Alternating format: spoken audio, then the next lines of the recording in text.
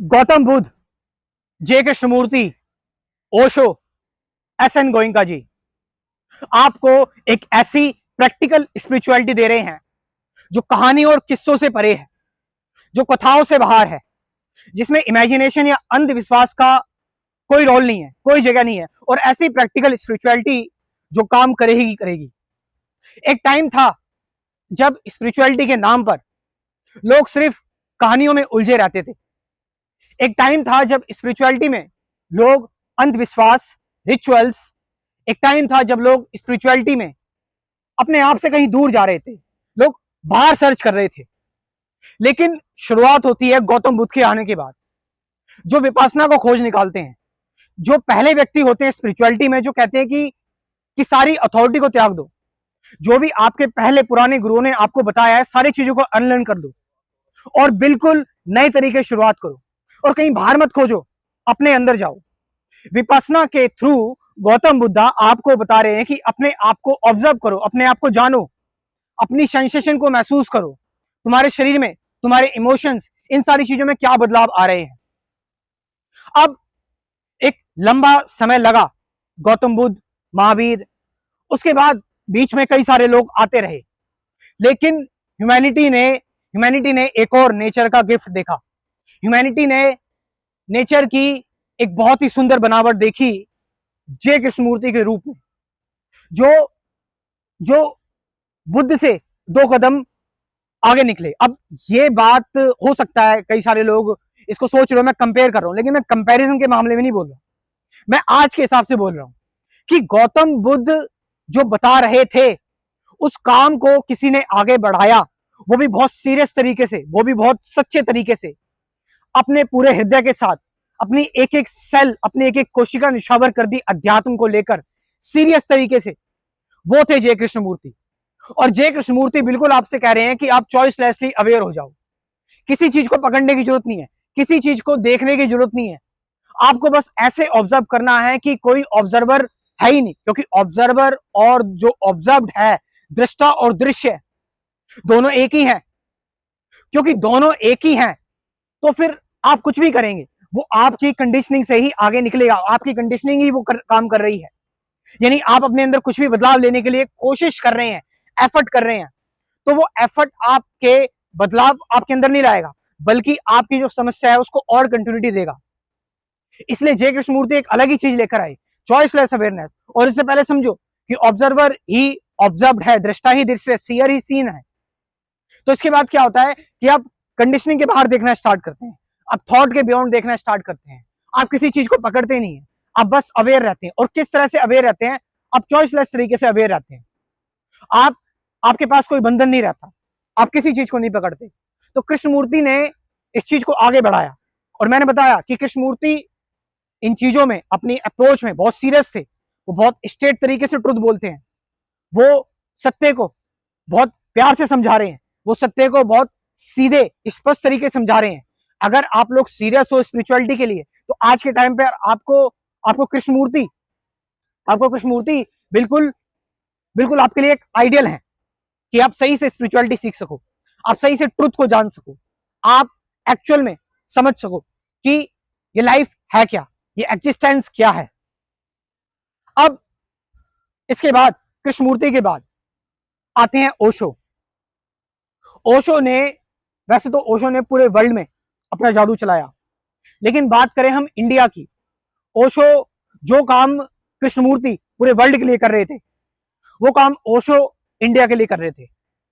ओशो ने भले ही बात की हो अष्टवक्र गीता पर, ओशो ने भले ही कहानियों की बात की हो, लेकिन अंतिम में ओशो लास्ट में आपको एक ही बात बता रहे हैं।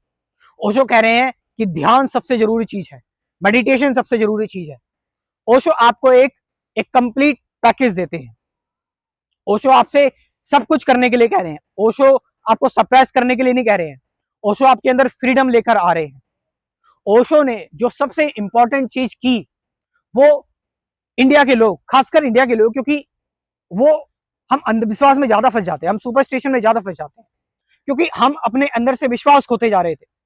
ओशो ने वो चीज पकड़ी, ओशो ने उस चीज को, उस नब्ज को पकड़ा, और वहां से ओशो ने शुरुआत की और ऐसी ऐसी चीजों पर बात की जिन चीजों पर बात करने से लोग डरते थे। इंडिया में जिन चीजों को टैबू माना जाता था, आज के टाइम पर हम देख रहे हैं लोग ओशो को फॉलो कर रहे हैं, लोग ओशो की टीचिंग्स को स्वीकार कर रहे हैं। लेकिन ये चीज हमें समझनी पड़ेगी कि ओशो ने जिस बेबाकी के साथ और जिस फियरलेसनेस के साथ जो चीजें बताई, उसके बाद ऐसा कोई नहीं आया जो इतने फ्रीडम से और इतने बिना डरे उस साहस से अपनी बातों को प्रस्तुत कर पाया हो किसी ने। अब मैंने बताया प्रैक्टिकल स्पिरिचुअलिटी में आगे नाम आता है एसएन गोयनका जी का।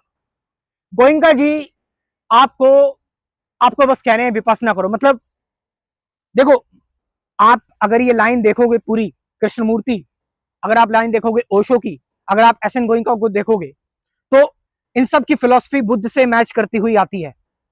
कि हम कह सकते हैं कि बुद्ध एक आइडियल थे, बुद्ध एक आइडियल थे, और वहां से कृष्णमूर्ति, फिर ओशो, फिर एसएन गोयनका। लेकिन एसएन गोयनका जो जो बुद्धा का जो काम था, जो रुक गया था एक तरह से, जिस विपासना को लोग नहीं कर रहे थे, विपासना को डीपली और अपने शिविरों के माध्यम से घर घर पहुंचाकर, विपासना को मैं कहूं अगर किसी ने घर घर पहुंचाया है विपासना मेडिटेशन को और आनापान सती आनापान मेडिटेशन को, तो वो मैं मानूंगा एसएन गोयनका जी को। और एसएन गोयनका जी, क्या मतलब इनकी तारीफ मैं नहीं कर सकता, मतलब इनके लिए शब्द कम है एसएन गोयनका जी के लिए। जो चीज ये बता रहे हैं, जो चीजें सिखा रहे हैं, और जिस चीज के लिए इन्होंने पूरी दुनिया को राजी कर लिया, बड़े से बड़े एक्टर्स, बड़े से बड़े इंडस्ट्रियलिस्ट और सभी लोग, आध्यात्मिक गुरु बड़े से बड़े, हर धर्म के लोग आ रहे हैं और विपासना सीख रहे हैं, अपने आप को ऑब्जर्व कर रहे हैं, अपने आप को जान रहे हैं कि गौतम बुद्ध का काम, मैं अगर कहूं थोड़ा सा अगर कहीं रुका हुआ था, तो वो शुरू किया एसएन गोयनका जी ने।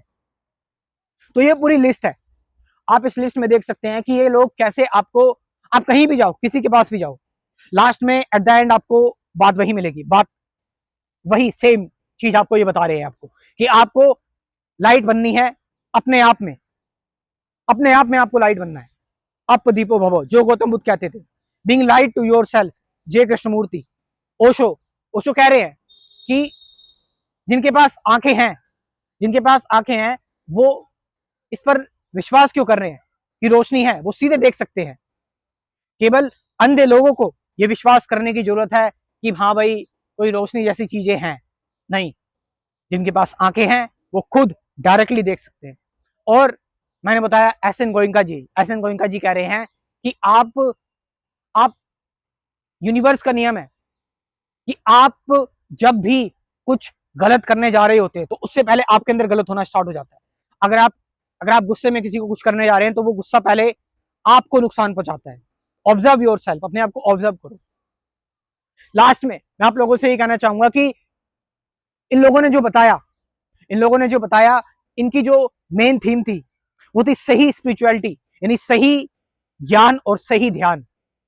इन सब की टीचिंग से मिलकर मैंने एक कंप्लीट स्पिरिचुअलिटी प्रोग्राम बनाया हुआ है, और इस प्रोग्राम की खास बात यह है कि प्रोग्राम हमेशा आपके साथ रहेगा, लाइफ टाइम मेंबरशिप प्रोग्राम है। इस प्रोग्राम में जो कि मैंने बताया है, ये लाइफ टाइम आपके साथ रहेगा, डेली आपको वीडियो मिलती रहेगी जिंदगी भर के लिए। पहले मैं आपको सिखाऊंगा who am I, truth, meditation, relationship, fear, suffering, thought, beyond thought, awareness क्या है, बियॉन्ड वर्ड्स कैसे जाया जाए। उसके बाद फिर हम करेंगे प्रैक्टिकल डेली गाइडेड मेडिटेशन, और एक दिन, 2 दिन, 3 दिन के लिए नहीं, जिंदगी भर के लिए ये गाइडेड मेडिटेशन चलती रहेगी आपकी। पेमेंट सिर्फ एक ही बार करना है, कितना, 1000 रुपीज, 1000 रुपये बस खाली, और एक ही बार पेमेंट करना है। बट ये प्रोग्राम आपका होगा लाइफ टाइम के लिए, यानी कि आपको लाइफ टाइम तक मेडिटेशन की वीडियोस मिलती रहेगी। तो आप देख सकते हैं सभी लोग अफोर्ड कर सकते हैं इसको, ओनली 1 टाइम पेमेंट 1000 रुपीज बस। इतने में किसी की ट्यूशन फीस है, स्कूल फीस है, कपड़े भी नहीं आते, तो इसीलिए ये सभी लोग अफोर्ड कर सकते हैं। तो इस प्रोग्राम को ज्वाइन करें, कमेंट सेक्शन में मैं अपना व्हाट्सअप नंबर दे रहा हूँ और डिस्क्रिप्शन में भी दे रहा हूँ, वहां से जाकर आप इस प्रोग्राम को ज्वाइन कर सकते हैं। Thank you very much.